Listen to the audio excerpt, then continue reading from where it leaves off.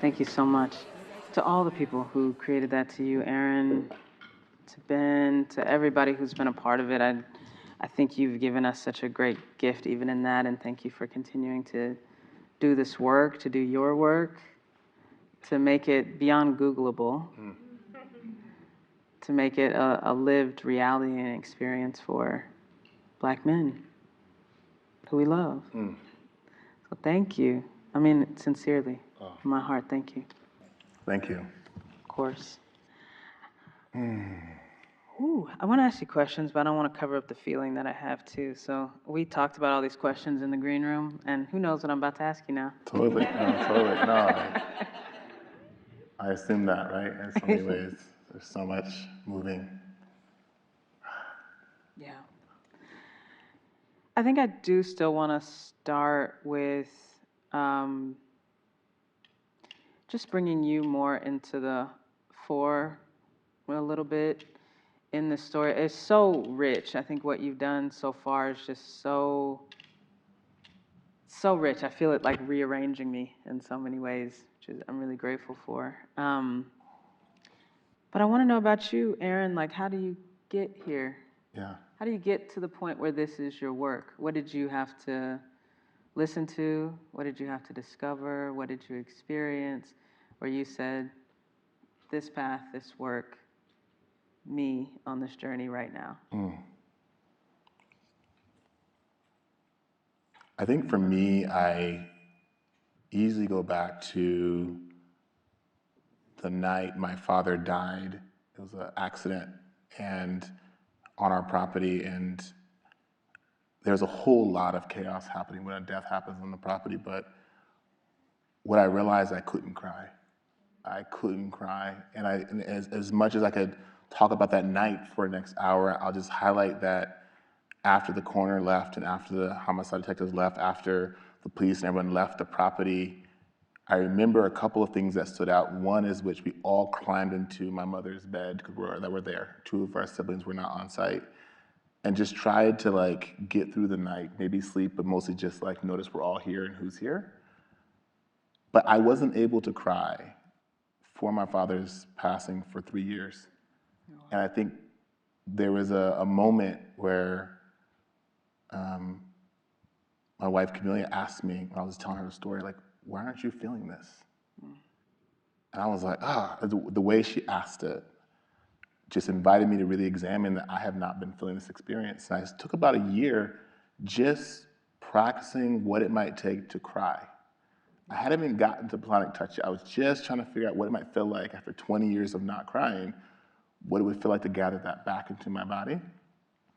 And it's interesting, when I was able to turn that corner and cry, about a year and a half into that process, I felt like something else was missing. Like there's still something else to do that I could look at now that I had access to feeling and I wasn't so stopped in my tears. And I went on another year journey of how do I build what I didn't have any words for at the time, but just a platonic touch practice, and how much that felt so scarce. And I took about a year touching the earth, finding places where I could find this body in Southern California, Mojave Desert, a place where I could cuddle and then feel what it felt like, and maybe grieve the loss of it being absent for so long. And I thought it would stop there. I thought once I got a space where I could finally find my body and I thought, I'm good. I was like, that was a lot of work from the tears to then touch. I thought it would stop there. And I think where it turned into something more public facing was when I had a young Black man I was mentoring who was a live-in mentee. We had been in conflict probably for a week straight. Like every time I asked for a chore, there was like conflict. There was conflict. And I remember it came to a place where I said, we have to figure out a way to communicate differently. And I remember him and I having a 45-minute conversation that was supposed to be 5 minutes, but in that 45-minute conversation, I said, when was the last time you received 3 minutes of thoughtful platonic touch? In the last 12 months. And we expanded to 5 years. And eventually he went back 15 years where he remembered his grandfather playing horsey. And as he was telling me that, his shoulders like softened, just the memory of that experience. You never would guess that we're almost at blows 45 minutes previously. Just him remembering platonic touch with his grandpa. And I was like, there's something there. And I remember asking him at the end of that conversation, I said, are you open to a hug? Or he said, no, don't touch me. I was like, that makes sense. Can we at least talk about it? He said, yeah, we can talk about it, but don't touch me. And I was like, it's fair. And I remember leaving that conversation, getting a journal out, and I wrote the words chronically undertouched. Just wrote it out. I just needed it was moving in my head. And that's the first time I think it came from an internal experience, a conversation to written on paper. And in essence, I didn't know it, but the Cut Project or the Chronically Undertouched project was being born. I had no way of knowing how we were gonna have touch over the next 12 months. I thought we'd talk about it for a couple of weeks. I figured we'd get through it, and come to find out, it's a big journey that we experimented. And I immediately went to the internet, and I kind of talk about this in the film, and just thought I'd Google, maybe there's a book where people have walked through these steps with young Black men that needed, and there was not a single book. Any therapist I knew near me was like, I don't know what to do. We're at loss too. And I'm in the Mojave Desert, somewhat isolated from even this hour and a half from Los Angeles. Isolated, so it's hard to find even any experimental, but we needed it, and we didn't have any budget for anything beyond that. So that was, in essence, not knowing it. The Cut Project was born. It was in the world, and I think I arrived in that year feeling some hopelessness, some overwhelm. But at the same time, there was something about almost to the day I was going to leave for a workshop in Oakland. And he just kind of casually walked up and said, can I have a hug before I left? And we do this all the time. It was 12 months of me earth building, singing, praying, hoping, looking, and something clicked. And he's like, can I have a hug? And we got a side hug. And I always say this was the best side hug I've received in life to date, because that was, it was kind of like, oh, this is working. There's something here. And I think at that point I was going back through all my notes, going, we need to build this in a way that someone else is asking the same question, doesn't feel the same gap of information.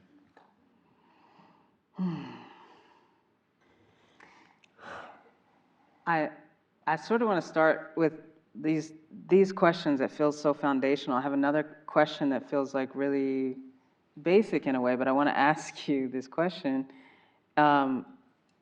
because I think you articulating chronically undertouched, talking specifically about platonic touch, it has me look at the word touch and go, well, what is touch? Right. What even is that? Yeah. And I wonder if you can just talk about what touch is, what it can be, because I think you're creating experiences that are this is what touch could be, this is what it could do, this is what it could have done.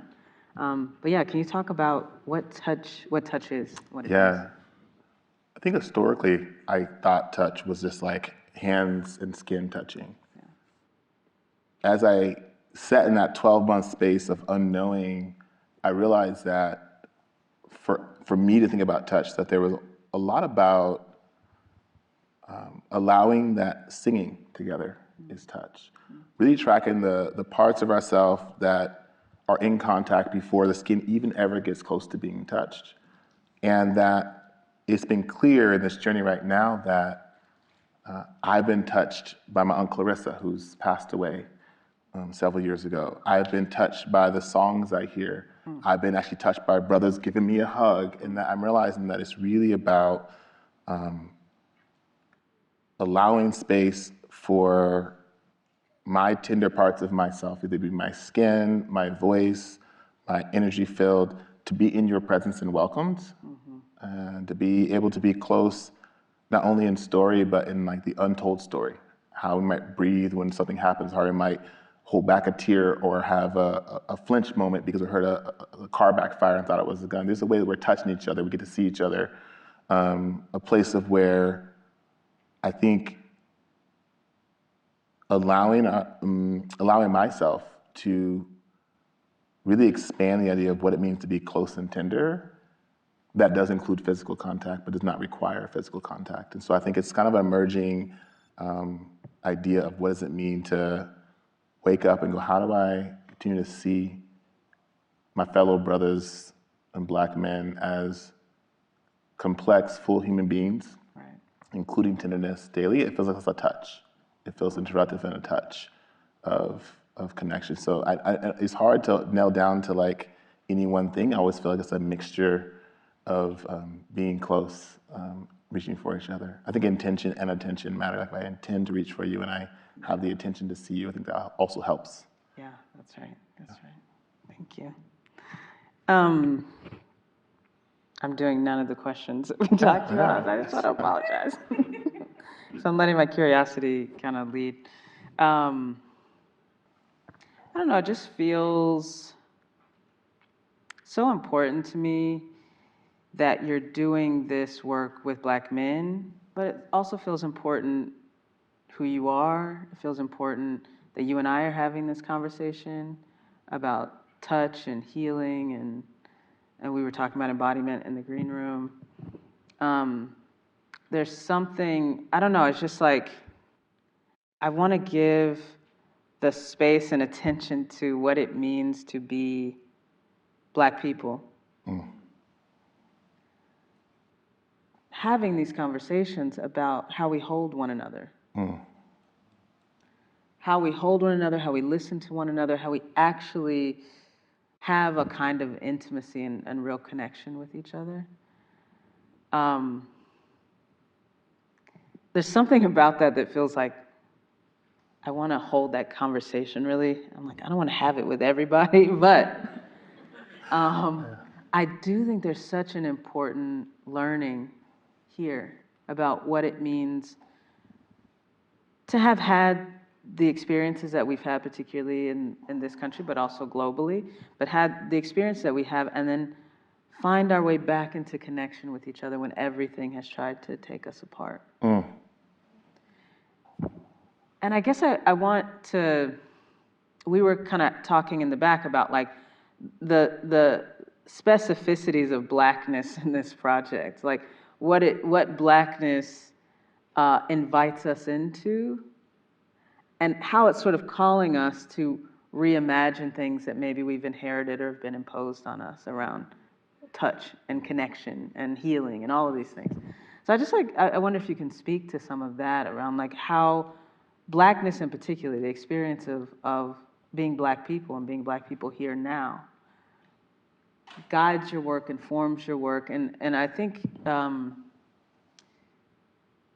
don't know, there's a way that Blackness for me is redefining touch and intimacy. It's like, I think there's something about your work that's like establishing something that everybody's kind of forgotten. Reestablishing something that everybody's kind of forgotten. I wonder if you can just talk a little bit about the Black part. Yeah. The Black part feels almost one of the most tender parts of this whole thing, because I've had people come to me and say, Aaron, how did you think of this? Like, all the things you're bombarded with, how did this stay in your heart and mind long enough to then be shared even to one other person? And as we were talking, I just realized that you can really feel oppression when you try and do something so human and everyone gets shocked by it. It's like, you might go, oh, you might not know this in the room, but I just want to reach over and hold your hand and listen to you for 3 minutes. And the whole room tilts sideways, like, wait, how's that? Why would you want to do that? I don't know. Across the board. And so I think the Black part of this is how many times I witness that behavior. Simple, clear humanity, and everyone has been trying to frame us as animals, as brutes, as hypersexualized beings. It's only controllable by the lynching container, and we're singing and we're being in village, and there's so much love available in the Black village as we speak. It's not that it doesn't come at a cost, but it's so available. I think for me, I really tapped into that. I think about how I was raised to be violent towards queer and trans folks from my early years, and watching my Aunt Clarissa, who was the only queer person that we got exposed to early on, and how thoughtful she tended to our hearts and just did simple but modeled and help me, I'll say specifically, cough up what could have been really problematic by the time I got to my adulthood. And I owe a lot to that. Part of that was available in the Black community. And I really want to honor my mother, who was so clear that she didn't have all the language of how she wanted to invite queerness into her home in a very conservative 1992, 1989 period of time. But she's like, this is my sister. Yeah. I want her to be with my children. And there's some choice that was out of my power that was made that speaks to my exposure to constant, persistent love in the Black village and how it has persisted. But there's some intention I want to contribute to make sure it doesn't get smothered under the news cycle or just the ecosystem of huge amounts of money that is invested in telling another narrative. And so I feel like there's been a place for everyone here and you back in this work, raising up the thinking high enough that it doesn't get smothered in the rhetoric that's so easily accessible. And I think that's the part I'm really seeing consistent in the Black community, is how we're able to amplify love even when it's not amplified by anyone else around us, meaning America in that way. And I think there's a place where I can see the confusion in the collective America kind of psyche around what it means to center this over the violent images that are so readily Googleable and accessible to children, to adults. Mm-hmm. How y'all doing? Right? Right. You know, how am I doing?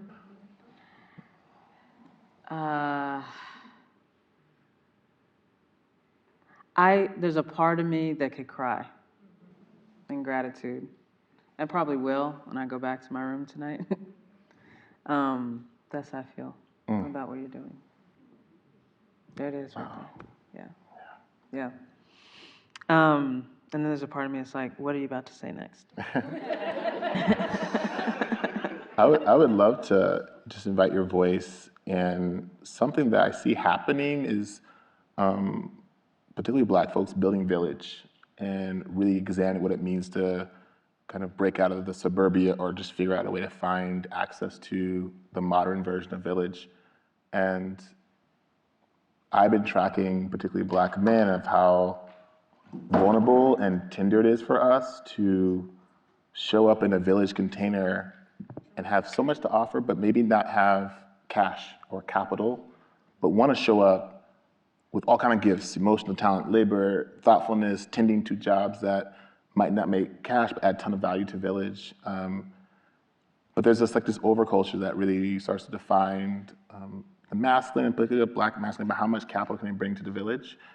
And I think brings some separation in us trying to kind of reimagine what it means to be tender with each other. And I would love to get just any kind of thoughts to come up for you around what it means to maybe be in village today and to watch where we get kind of lost or get stuck around how capitalism forces us to kind of value $8, $100, you're more valuable, as opposed to like really the resources here, but there's so much else being offered here in this space, including tenderness, including tears, including grief, including raising your hand needing help, which has been a whole thing for Black folks and folks that do a lot of labor to say, I need help, I need to rest. These are things that make village sustainable. And I guess the inquiry is like watching that pressure of capitalism and that desire to be in village where that's not leading, I'd say what you've witnessed, particularly around just Black men weaving in and out and just all the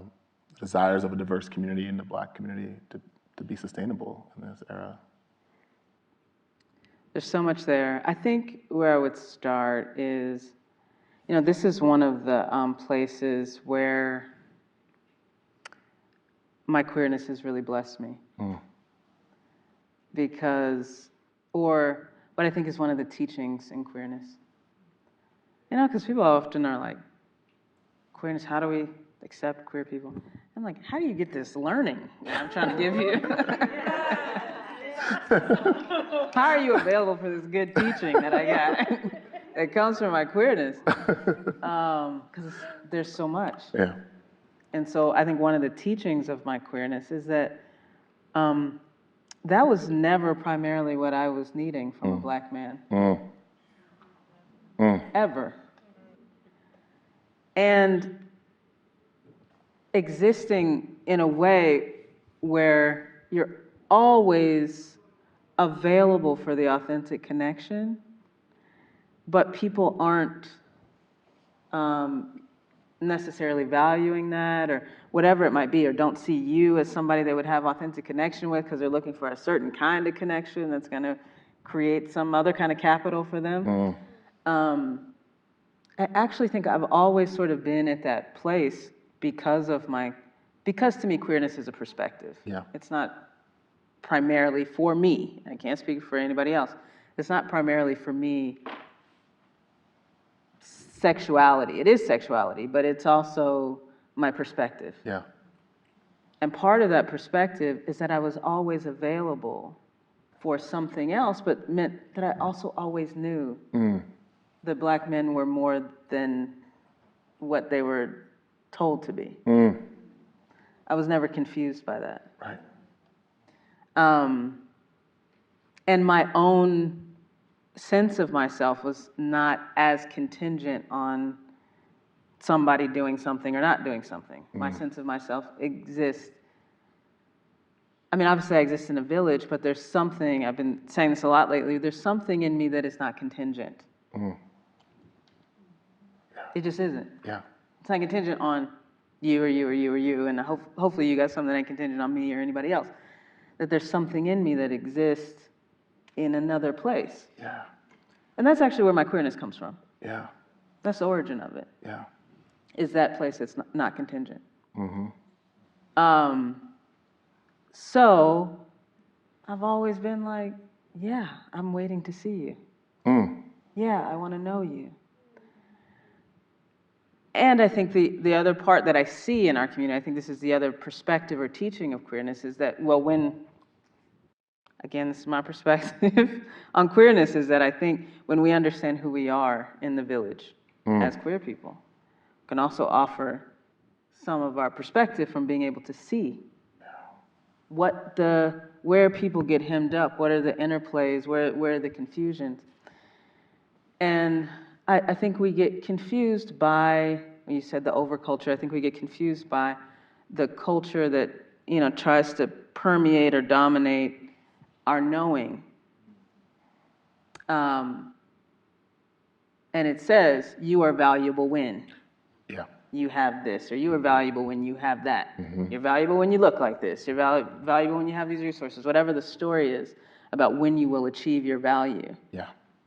Once you do or have, then suddenly you'll go, oh, now I'm valuable. Wow. It never comes. One. So real. It's not real. Yeah. I think that's where we are missing each other. And I think it's a moment, and I'm really excited about your project in this way, where I think Black men, Black masculine people are in this moment where it's like, how will you define who you are? Outside of this, that confuses, that kills, that tears apart, that desensitizes, who will you be? Who will you be? And are you willing to assert that as a way of being in the world that can exist outside of these other stories that have you chasing something that will never be? And can you trust that you will be loved? Yeah. Can you trust that? So that's how I think about it. I so appreciate that mindset. It just dismantles so much of I think we're longing for it, but there's a way that like student loans and car notes and taxes, wherever it might be, that kind of puts that pressure, and we can get like Sally Mae that loses and admits like, hey, this is my brother right here. Yeah. Right, and that's way more valuable than how much we get to this deferment, or if that bill. I mean, bills have their place to keep us in a home and sheltered in some way, but there's a way that sometimes just. I think of like class, right? You think about like be raised in poverty, where like $8, $20, gas prices hit the heart in a deep way, and where village kids sacrificed sometimes because I work my 4 jobs and I'm exhausted and I'm trying to be in village still. Yeah. And balancing that with when you have more resource and rest is more available, and I just feel like you speak to that so clearly of like when we take that pressure off of our internal relationship, it freed up, as challenging as it will be, it Yes. so frees up space for us to be human, even amongst, I'm not sure if the water is going to be on next month, Yes. kind of a question. And it's surprised, it's like, who will share in a way. I was talking to a friend and who is like, capitalism, we were talking about capitalism. She's like, I read this study that was like, when black women get money, more people around them have money. And we weren't like, let's all get rich out here, but it was like, when black women do have money, they share their money. Yeah. Because it's not about that. Do you know what I mean? Yeah. It's about the village. Yeah. And I think that there's dignity in that. There's dignity in the sharing. Mm-hmm. There's dignity in saying, let's all have what we need. Yeah. But also these student loans, I mean, that's the whole scam. Right. It is. I'm feeling it. Look, it got a lot of us got, including me. You're like, class, yeah. You think it's mobility? It's a scam. They have scammed us out here. So real. Yeah. So real. It looks like a thing, but really it's debt, indebtedness so to a lot of these systems. I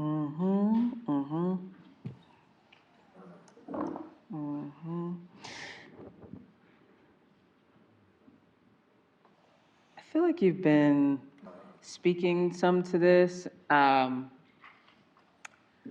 don't know. This feels really important to me because I think there's, for me, one of the things that I witness, especially with black men, is that there's people can talk about black men, what happens to black men, incarceration rates, et cetera, but the interior experience. I remember watching the movie Moonlight, and one of my friends, who's a black man, he's like, you have to come see this movie with me.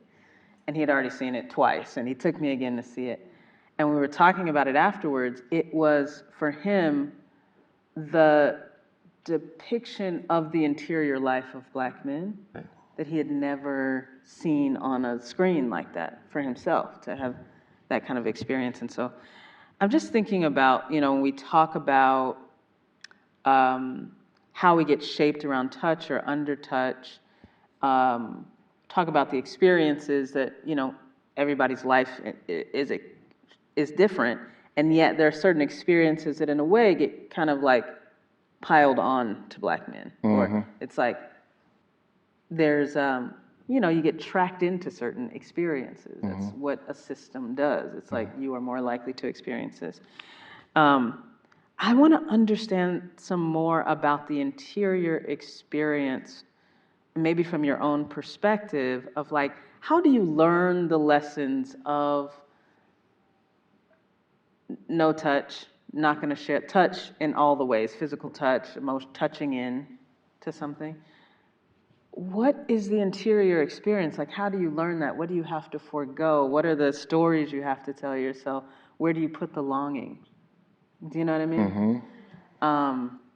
I have some version or some related experience of that, but I think it's different probably for you. So I'm wondering if you could just talk about that from your own experience and from what you experience with the men that you work with. It's like, what are the contortions? What are the contortions that black men are having to do in a way in order to survive this reality? Right. How is your emotional life shaped by that? I think somebody over there. Sorry, I'm sorry. That interior space, this feels strange. What pops up immediately is I was examining once I started to have my own touch practice. I started scanning my life. How did I make it from 11 to 18 without having actual intentional touch practice? And as I was scanning, almost a little bit frantic at first, I had my one dog, Toby, that probably saw me cry more than anyone in that period of time, that I spoke to and held me when everything else was feeling impossible.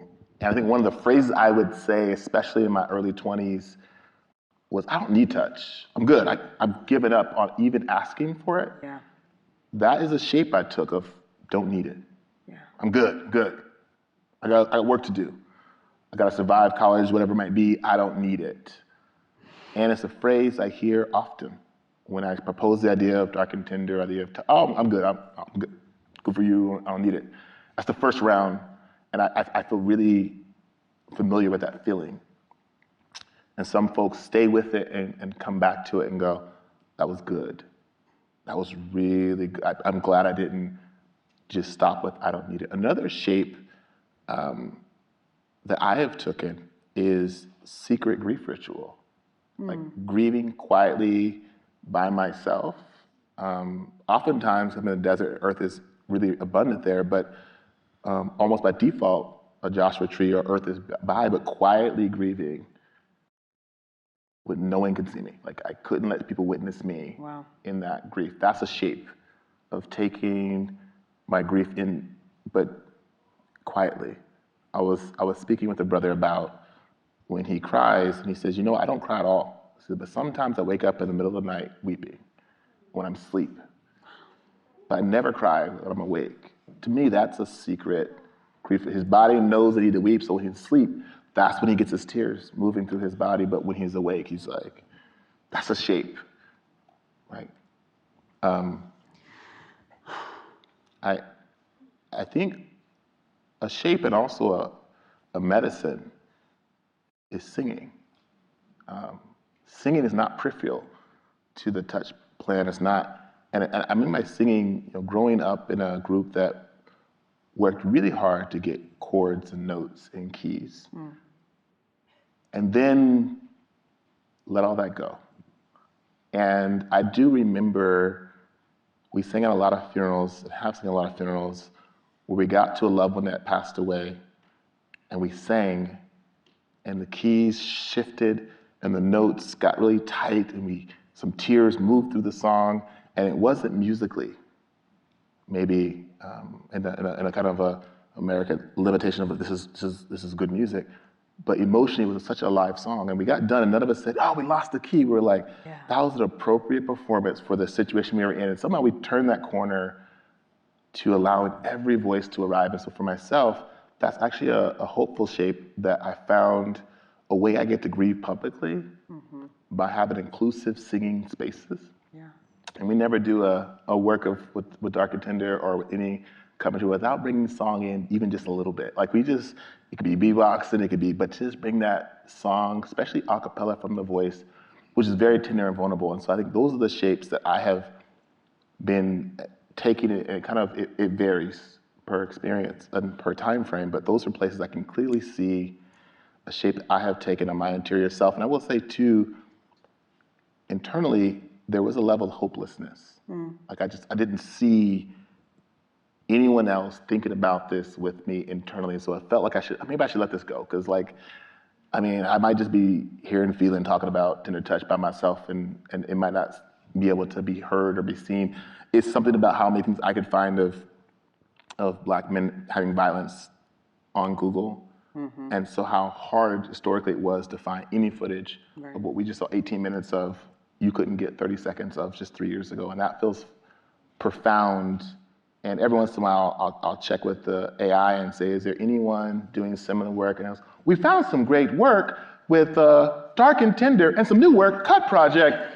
And I'm waiting for like another scan, right? And there's a way that they're still a little bit limited. I don't know Black people. I know. I'm suspicious, but there's a way you can just feel the emptiness, and the way that it feels. Yeah.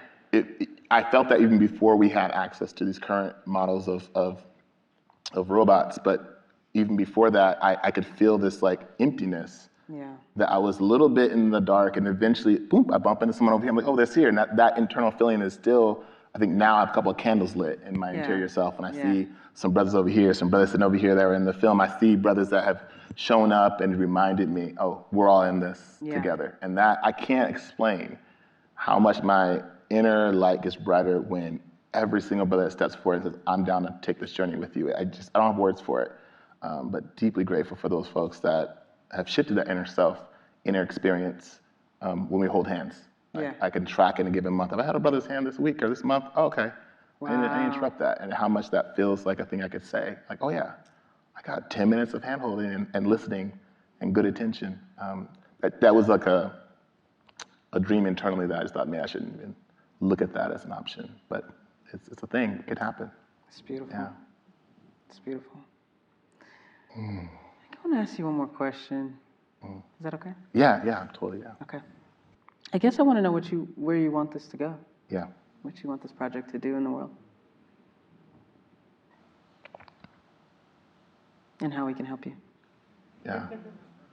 That's very helpful to think about, because there's a simple part of my brain that would love to have like a Starbucks experience where it's like you drive, oh, there's a little cuddle cafe, we'll just drive over there. It's like, and the kids are like, oh yeah, that's what we do. It's like, oh yeah, you go inside, we're all singing, you can grab some, there's holders in there and they're all holding it. And you get back in the car and you get going, and no one thinks like, this is strange behavior. There's a part of my brain that has that clear vision of accessibility, commonplace, and then there's other models I've been tracking, but ultimately what I think about is, we talk about the wild hogs on the Big Island, and it's about how they just can't get eradicated. And I think about the cockroach. I think about this simple idea of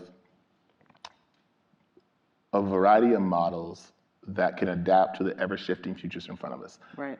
I'm quite clear that the fast food franchising model is not actually what I want, but the idea is how common these landscapes are on our horizon. So I know I want to break the landscape of how we are in the United States and beyond, but I also feel like I want it to be able to seed itself and grow and spread in an organic and adaptable manner that feels important for me. And I think for myself, it's hard to say this, but it's important that it grows slowly. Because there's a part of me that wants us to go energetic, viral, and go fast. And I realize that instinct actually is not what this work does really well. It does really well when we take the time for it to grow slowly, but methodically. And I think how we can help is a big question, but there's a couple of things that feels important. And part of it is raising the flag of it exists. Yeah. Having that, and raising the flag could be a conversation, it could be sharing to a person that can amplify it in a specific way, but we're still at the stage where it feels shocking to look at this film. And I think that should feel less shocking if we raise the flag high enough. Oh, I've already seen it. Yeah, I've seen it. I'm kind of done with it. Is there anything else? I think it needs to be kind of that place where we're not surprised to see these images of tenderness public facing for Black men in America. And so I think raising the flag is the big effort right now. It's what's happening in this moment that feels critical, is that we still have the flag getting a little bit higher and people getting more familiar with it and people seeing it and holding it. And then I think there's a way of, and we did another short and we talk about how to protect these sanctuary spaces where this is happening, to really protect those spaces where you see folks cultivating tenderness for Black male bodies in America. They were not just like discarding that. They were really surrounding these spaces and letting them have places to thrive. And I think another piece is that we're committed to be conscious of class. And there's a risk that this program can only be accessible to folks that make $300,000 a year, can take a weekend break. But I think it's really important that we stay deeply creative about how do we make this accessible to all the folks that are being banged up by capitalism and can't take breaks, that have jobs that don't give them a lot of rest, but still can practice this in between, can practice while they're on the job. And so I think that's one of my things I'm really holding, is just really making sure that we don't get so in the, I don't want to say academic landscape, but there's a way that we can get really technical. And if you have all the vocabulary down and you go through all these certifications, you can become, I'm careful of that. I really want to make sure that if I only have a little bit of time with a brother, that we can sit down and have an accessible practice he can take into Village and talk how he can take it into his community and keep himself safe, because he can be a target if he starts to be tender in certain environments early on, and give him some know how to kind of balance the place of protecting his heart and also staying tender and then sharing that skillfully. And that's something I haven't like completely turned the corner and cracked the code on, but it's something I really want to have a collective bind on. And part of that is having as many brothers involved as possible from many different walks of life and classes. Beautiful. I know I was about to make a Seattle joke. I'm not going to make it, but sorry. My friend Devin's here is like, here you go again. How many of y'all know Black men?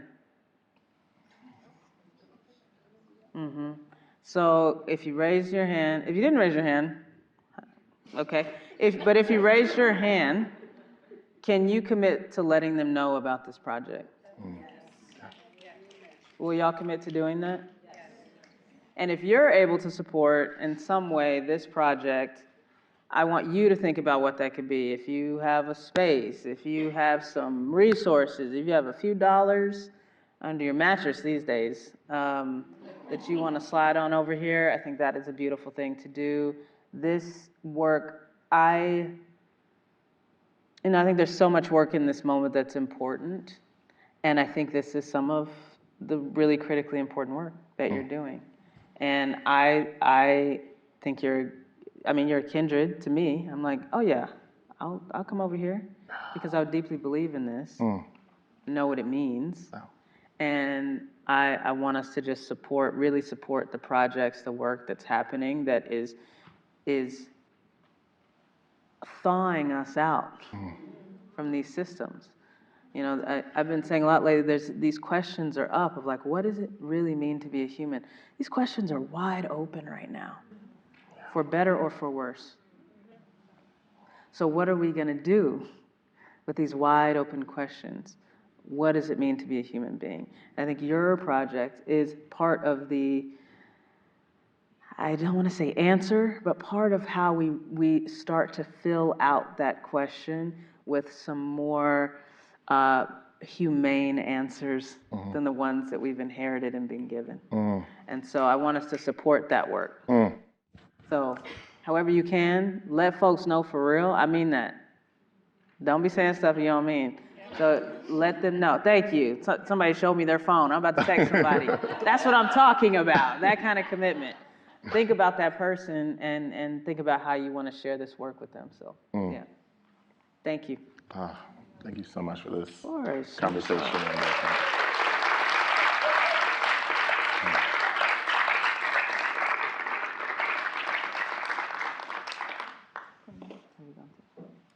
Okay, thank you. Okay. Do you want me to do this? Yeah, if you do want it. me to use my Yeah, you can use your judgment. I totally trust your thoughts. Okay. Keeps me on the... Okay.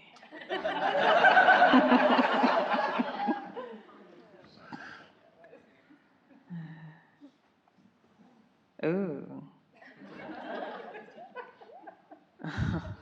Okay, hold on. Let me just...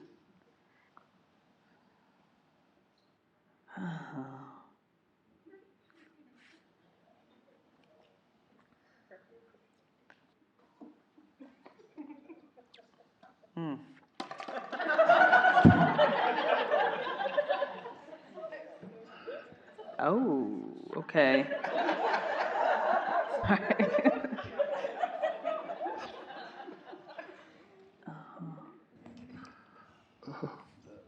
Okay. How you doing? Good. I'm so good. So good. Okay. Well, let's just get in here. Some of these are big down. questions. I'm Okay, down. you down? All right. Okay, we'll start here.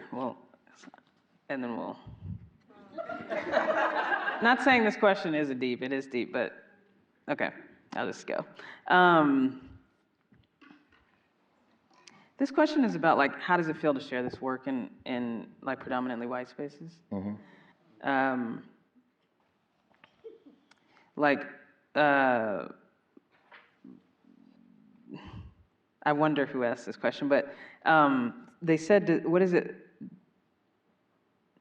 Like, does it feel like it's shaped under the expectations of whiteness ever?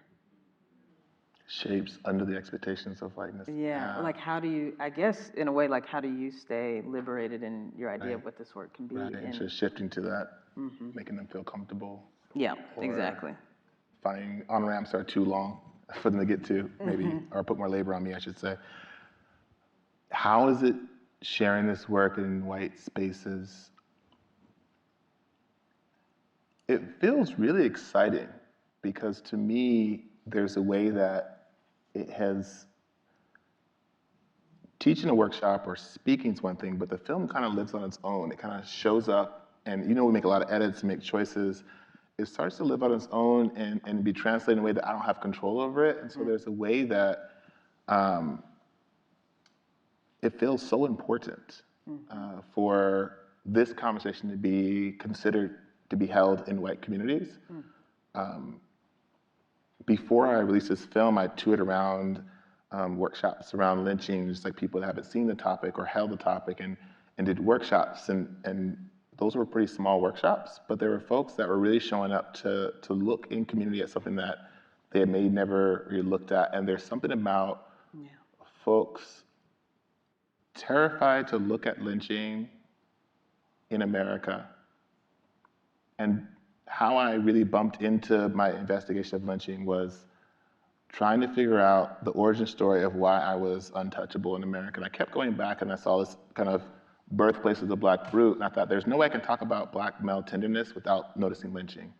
And there's something that those two topics have helped me be grateful that some folks are having their first conversation around lynching, and that tenderness is available, and that's also modeled and also prioritized in the context of Dark and Tender Peace. And I think there's something interruptive about how we typically look at that hard part of history. Not that we can't look at it without tenderness, but it feels particularly interruptive in this space in a way that I am excited about.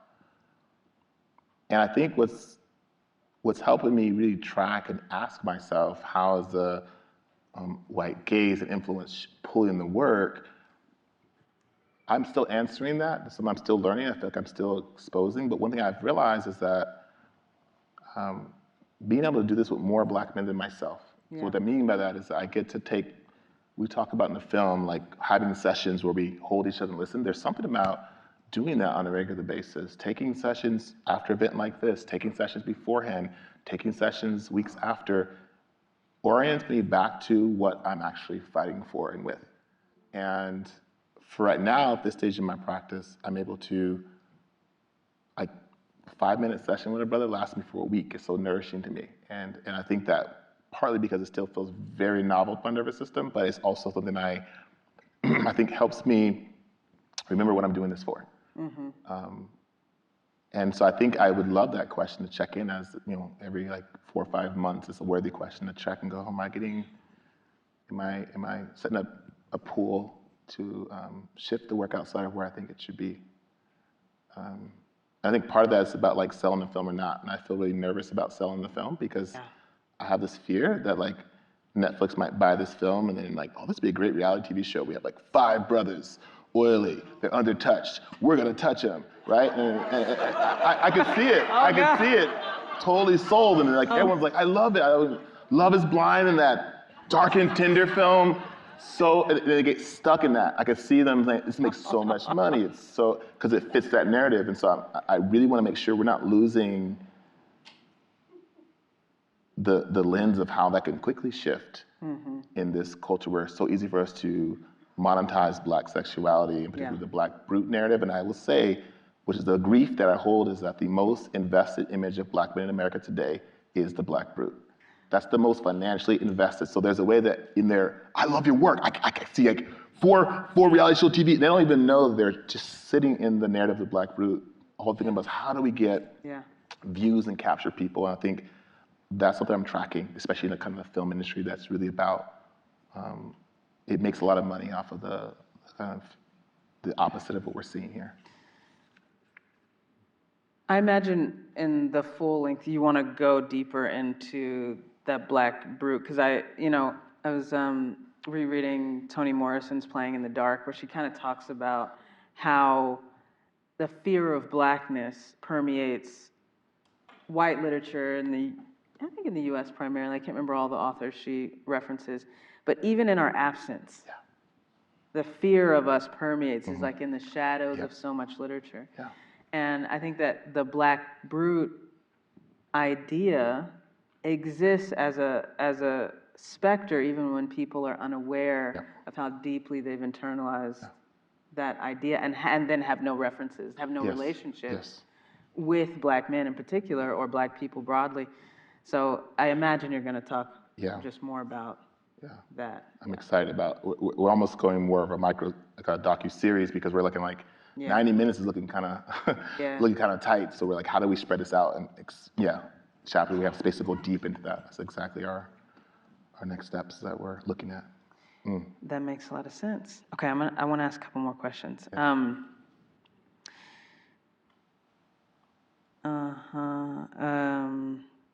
This one is from a doctor, and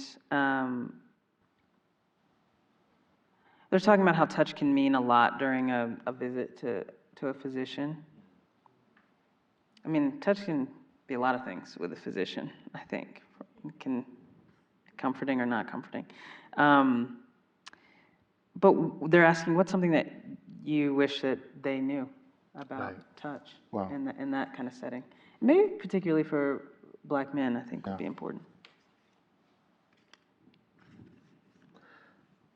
Yeah, I've gone my rounds with just my relationship with the hospital and doctor system, and I've found some kind of balance. And I think for me, I think it's, especially in like the medical field as a whole, we underestimate, the medical field underestimates how tender it is for, I'll just stick it to my own experience as a Black man, to show up and to be touched by a doctor. And I feel my personal experience over the years have been doctors have been moving too quick. I mean, I know the time is limited, but how they move towards my body and around my body has been really quick. Right. And I think there's something valuable about really slowing down.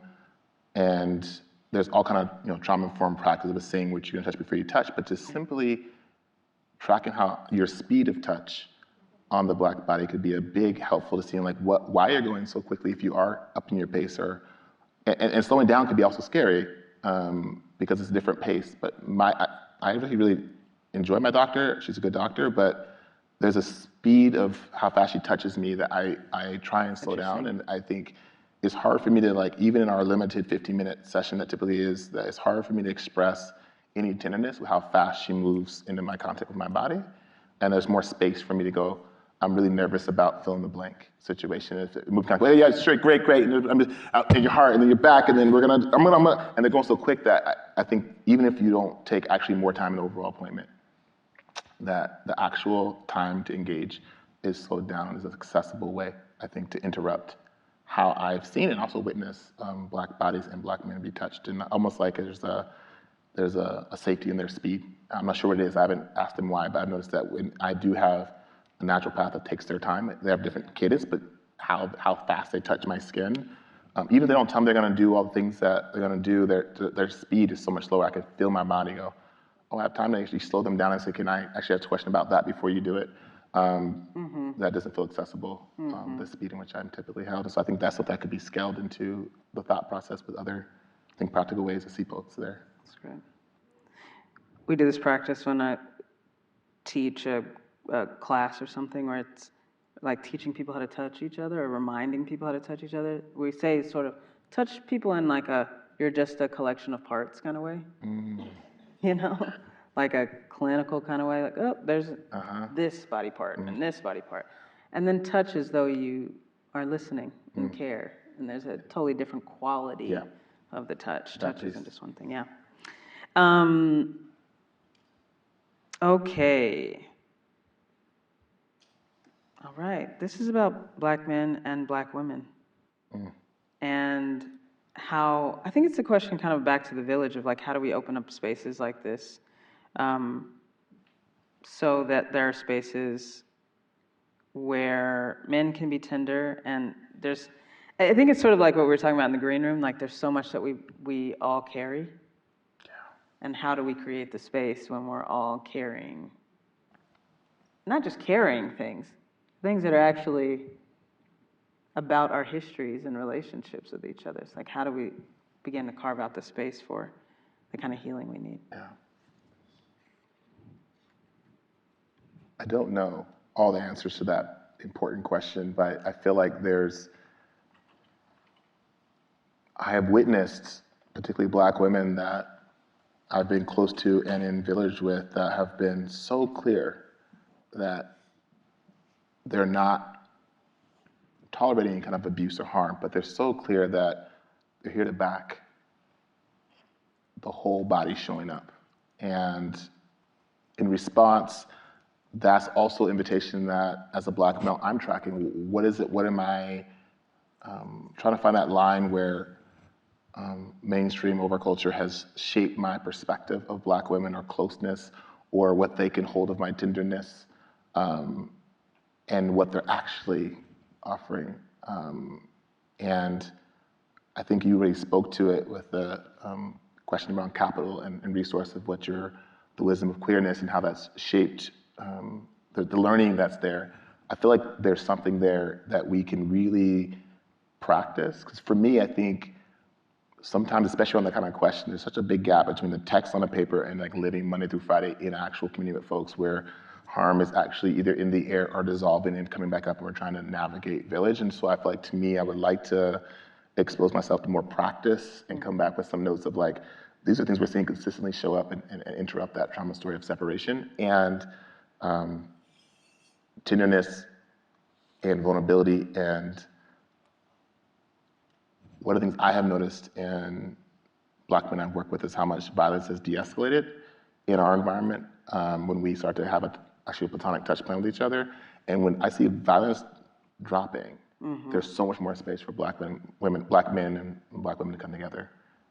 But when that still is in the air and interrupting, it's really hard for us to get that close tenderness. So I think there's something there in that space of where we start to track the de-escalation of our nervous systems when we're regularly Black men are holding Black men, and all of a sudden that makes space for Black women to have to bear a lot of that labor. Yeah.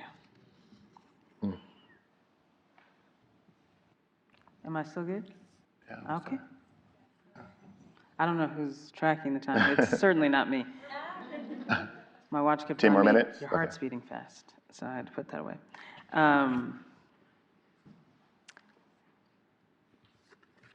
Yeah. Just thinking about that last question, and I was remarking to you earlier that, you know, it feels to me like the work that you're doing about platonic touch and giving people a place to practice that is giving people a place to practice care and caring for each other. That it's touch, but it's like, how do you care? How do you show care? And just how I imagine all the benefits that has in people's lives to have practice extending, offering, staying present with care for the young people, for the old people, for whomever is in their lives, people that they love, to suddenly up your skill on like, I'm gonna stay here in this connection. I'm gonna show care. I think that there's just something so powerful in that and doing it through touch. It's like giving the body the experience, not an idea of care. Because everybody be talking about care. But then it's like, what does it feel like in your body to extend that care? Yes. So it's really powerful.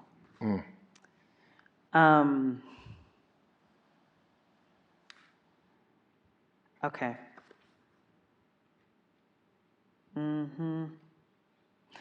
Okay. These are great questions. It's just like, it's deep dive. I want to go deep. Can you talk about, you mentioned this on the call with me. This is actually a place where I was like, I want to have this conversation with you. I didn't plan to have it here, but I want to talk to you about it later. But we can do it now. Because you mentioned on the call, or one of the calls that you and I had, about chronically undertouched and chronically overtouched. And I was like, ooh, I wonder if I agree with those distinctions. But this person is asking, like, what do you notice, or maybe even first, how do you define the differences there? What are the similarities between those who are chronically undertouched and those who might be chronically overtouched? And how do you think about that? Very good question. There's a narrative that when talking to Black women about the chronically undertouched Black male body and what the impact is on them. And they have several stories where consent was obliterated because, amongst other things, chronically untouched body was reaching and couldn't hear boundaries, couldn't hear slow down. And one of the end results was because I had been violated by black men multiple times, that I have cut off the part of myself that needs touch. So I arrive undertouched as well, as say a black woman. At the same time, because I was overtouched in a way that hurt me deeply, so that they aren't sure how to trust again, and so they kind of find their way back, and so we kind of realized there are black men that also been overtouched through arrest and violence as well, so it's not isolated there, but we found that you arrive undertouched as well, even though it might be like, I get touched all the time. I know some brothers will come to me and be like, I get so much touch, I got all these partners, and I got so much touch, I'm fine, and then we start to slow down, and not to even negate that experience, but like, how much of that touch is offering you to be vulnerable? How much that touch is offering you to be all of yourself in grief? And all of a sudden the list starts to drop down. I'm like, oh snap, I'm overtouched in ways that feel extractive, but it felt like something to celebrate because of the Black brute narrative I've internalized. Right. But also there's a way that I arrive at being undertouched, even though everyone sees me as being the center of attention or being pedestaled as the Black brute. There's an undertouch there. So I think the separation is just sharing how we arrived at the same place commonly. Yeah. And so as we open up the conversation of folks that have overtouched on a variety of levels, we saw it skewing a lot towards Black women, where they've had this long history of, if they say touch, people surround them, or it shows up, but it doesn't feel nourishing all the time or oftentimes because it's being led by undertouched trauma stories. And so I think what we're learning is that I'm starting with the chronic undertouch because I feel like it's a place where it's the hardest stretch for me to build a consistent village around, so then we can move to that next conversation. But I would say half of the brothers I work with would identify as being chronically overtouched and violent or out of their consent. And that's commonplace. They have many more hours of that touch in their body. So I think they kind of coexist, unfortunately. But we were just kind of separating them for taking it in bite-sized pieces, because taking it all on, it starts to get really layered. I want to make sure we had attention for what we were looking at. Yeah. Thank you. I think we're going to move towards closing. I just think there's something really rich in this place where you're working, and I think where we're in this kind of synergy of like, what is the quality with which we are encountering one another? What do we allow for? What do we listen for? How much intimacy, in a way, can we bear with each other? And I think your work is doing so much to like create some clarity about what we mean by touch, what we mean by being with each other, what we mean by whatever. I mean, I think it clarifies even more of like, you know, there's a way we've been so over-sexualized as Black people, but I think what you're saying about like what even that touch is pursuing is an idea that is not you. It's in somebody else's imagination. So what is the touch that your body longs for, your being longs for? Yes. And how do we actually offer that to each other generously? You know, with boundaries. But so I just, you know, I have so much gratitude to you for stepping into this calling, for doing this work, for clarifying these places where it's not just that we've gotten confused, it's been obscured with intention. Yeah. So thank you for sort of clearing that path and doing the work of clearing that path so that we can be reminded of how to find each other again. Thank you. Thank you. Yeah. Having this conversation, this moment in time. So grateful. That's what I'm here for. That's what I like to do. And thank you all for your questions. Let's give it up for Aaron, for Cut.